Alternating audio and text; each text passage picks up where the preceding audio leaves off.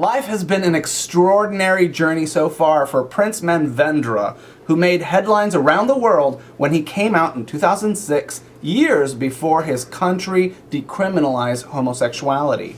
He's managed to leverage his first appearance on Oprah to lift his country's ban on gay folks, and now a vibrant LGBT rights movement is blossoming in the land of the Kama Sutra. We're thrilled to have him here in the home studio. Your Highness, welcome to Feast of Fun. Thank you. It's amazing to see your life story blossoming and growing since we met you years ago. But I actually got wind that you were fighting for gay rights at least a decade before you actually came out. Tell us about that. Yeah, actually I started for the gay rights from 1995, and that was through India's first organization which started working for the LGBT issues and HIV. That's called the Humsafar Trust, and that's where I actually got exposed to the gay world, and I started counseling a lot of gay men, and especially with regards to HIV. And it was much later in the year 2000 that I started my own organization called the Lakshya Trust, which works in the western part of India. That's the state of Gujarat. Must have been incredible for you to try to negotiate your sexuality being so much in the public eye as a royalty in India. What made you finally decide to come out in 2006, 3 years before the country decriminalized homosexuality? You could have been put in jail. Yeah, basically my whole issue of coming out openly was to create a sensation.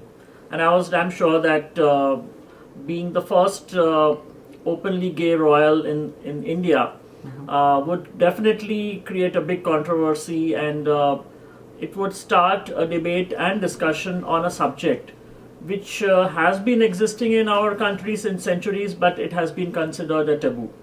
So I said, if this subject could be opened up and debates and discussions could happen, then that would pave way to better understanding and acceptance in the society. So it's the power of a conversation that makes the change happen. I always believe that the more you talk, and that's what I'm doing just now to you, and education and awareness is the key tool for bringing about any kind of social change in this world. And what's so extraordinary about your journey is that then the American media got wind of it, and we actually discovered you through your magazine, Fun. Yes. The gay rights, or was it Culture magazine in India, and Oprah found out about you, and then you got on her show, and as a consequence of that, that's what sort of sparked the gay rights movement in India, and that's what allowed your country to lift the ban. Is that true, right? Yeah, I wouldn't say that I would like to take the entire credit for this, or... You give it to Oprah. Yes, but Oprah did a wonderful job of making me popular across the globe, because wherever her interviews have appeared, that opened doors and gateways to a number of invitations coming from all over Europe and America, Australia, and even some Asian countries. And wherever I visited, I've always spread the knowledge, the advocating on these issues which I've been doing in India. And that's where somewhere down the line it has influenced our judiciary system and the government, and we managed to decriminalize homosexuality in July 2009. That's extraordinary. All the power of a high five. Can I high five you too? Yeah, sure. It's like, I mean, that is just like warms my heart, and it's really just wonderful to see how your country, which, you know, gays in America love Indian culture. You know, they were the first ones to like open up Indian restaurants, where we wear clothes like this all the time, especially I think in the 70s and the 60s, like, and there's a lot of like young gay men, even like George St. George, who kind of make it a personal spiritual journey to travel to your country. And so it's really like wonderful to see a gay rights movement blossoming. Tell us about the Lakshya Trust. You started an organization after you came out to better address gay rights, HIV, and AIDS in your country. Okay, let me correct you. I started this organization before I came out. Oh, okay. I came out in the year 2006, and I started Lakshya in the year 2000. Okay. And How is that possible? You start a gay rights organization and then 6 years later you come out as gay? Are there straight people working for gay rights? Or No, it so happened that since I was already working for the Humsafar Trust, which I mentioned earlier, there was a strong need to have an organization in this western part of India, that's the state of Gujarat, where there were no gay groups or nobody trying to work for the gay issues, and especially with regards to HIV, because a lot of our friends started dying with HIV and AIDS. And that's why I came up with this organization, to give a platform to get the community together so that their problems could be addressed and we could find out a solution, especially with regards to marriage pressures, then legal problems, police harassment, and sexual related problems. you said the worst decision of your life was to get married to a Yes. woman. Yeah, I do agree that I regret getting married to a woman, to a princess, because What was her name? Princess Chandrika Kumari. Chadrika Kumari, Kumari. yes. And Princess Chadrika Kumari. And I say that because 80% of our men in India, the gay men in India, are married to women. Most of them are married because of marriage pressures, because parents emotionally blackmail them into getting married, not understanding their children's needs and their desires, because they don't know that their child is gay, and that they won't be able to satisfy the woman sexually, and most of the marriages end up in divorce, and thereby spoiling the life of the girl and of the guy himself. Were you pressured by your family to marry her? In fact, in my case, there was no family pressure, but it was my own decision. And that time I wasn't actually aware of my sexuality, if you say, because I was still in that phase where I was trying to get to terms with my sexuality.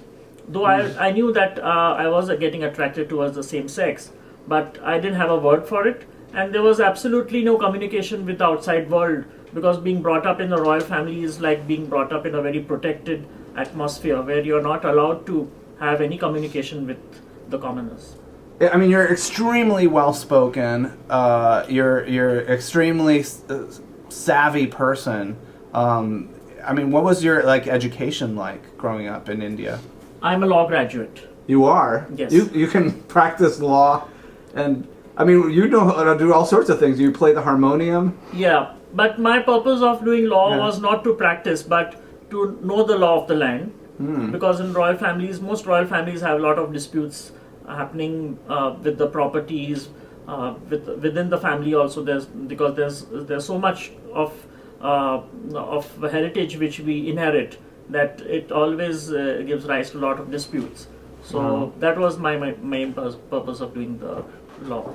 There were riots when you came out. Yes. Like, people were burning your posters of you. They were I mean, were you scared to leave the house, or how did that riots then translate to you being accepted by your people and finally lifting the ban on homosexuality? How'd you get from there to where you are today?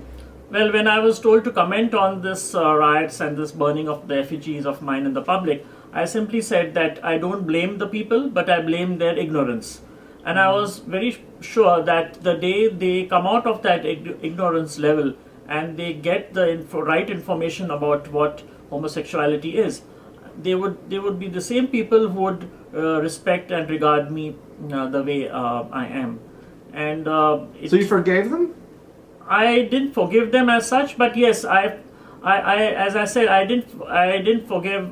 There was no question of forgiving them, but I started educating them, because it's my duty to educate those who are ignorant. They would not know, because homosexuality has never been spoken about. It's not discussed. It's not taught in the schools. So they would obviously not know what it is.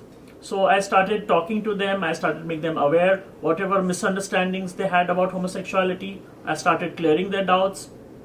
And now they are all fine with me. They have absolutely no issue about me being gay. You're just a sweet and very warm person, and it's it's hard for me, and it breaks my heart to imagine somebody, although you go to the comment section on iTunes and you see what people say about us. So, it's there's plenty of hate around the world to be had, and you've extended the organization of Laksha Trust to start another one. ECTA Transglobal. You can learn more about them at ectatransglobal.org to allow a network of civil rights leaders, LGBT civil rights leaders from around the world to network together.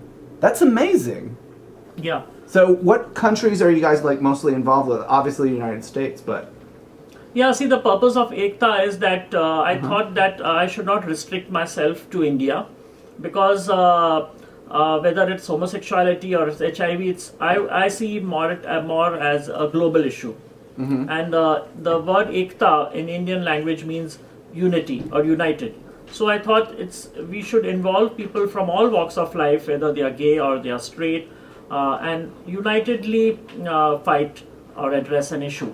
So that's why we started Ekta, and we are going to have this all over the world, especially in America and Europe and African countries and in Asian countries, and of course Australia also, wherever we can get people involved, and people can come together, and as it is said, with unity comes strength. So and we can make our word, or we can address our issues in a better manner. What country do you feel like is most urgent in need of this kind of attention right now? See, if we talk about homosexuality, then there are countries where still there are a lot of anti-sodomy laws prevailing, where gays are not just gay, where homosexual act is of course termed as illegal, but even to be gay it is termed to be illegal, which we didn't fortunately have in India. So I think a lot of advocacy needs to be done in those areas. There are still a lot of countries where the church or is also having a very important role to play. The religion is having an important role to play. Like there are places in Europe that, for example, Italy, where though they may be having there are cases where they are being accepted, but still, because of the influence of church, there is still they need to be made aware of, and even with regards to HIV. So I think each place has its different role to play culturally, and how we address it is important. How do you have a long, beautiful name, and let me see if I get this right. It's Prince Manvendra Singh Gohil, the Raj Kumar of Rajpipla. Am I getting that right? Well, the first part of it was correct, but okay. The latter half where you said Rajkumar literally means the prince, whereas the right title for me used in India is called Yuvraj, Yuvraj. Yuvraj? Yes. Yuvraj. Yuvraj, and that means crown prince. Oh, because you don't snap, girl. I'm not just the prince, the crown prince. Yeah, because there could be several princes, but there could be just one crown prince. Oh, extraordinary. We're actually simulcasting this on YouTube, and you can actually see the first 10 minutes of our interview with me and the Prince and Mark Felian. I'm the cameraman. But actually, let me give Mark a little break here. And I want to talk about the celebrities that you've met, which are extraordinary. Cyndi Lauper, Liza Minnelli, Anderson Cooper. But you're going to have to listen. You're going to have to go on to our podcast to actually listen to him talking about these celebrities. So we're going to sign off on the video here.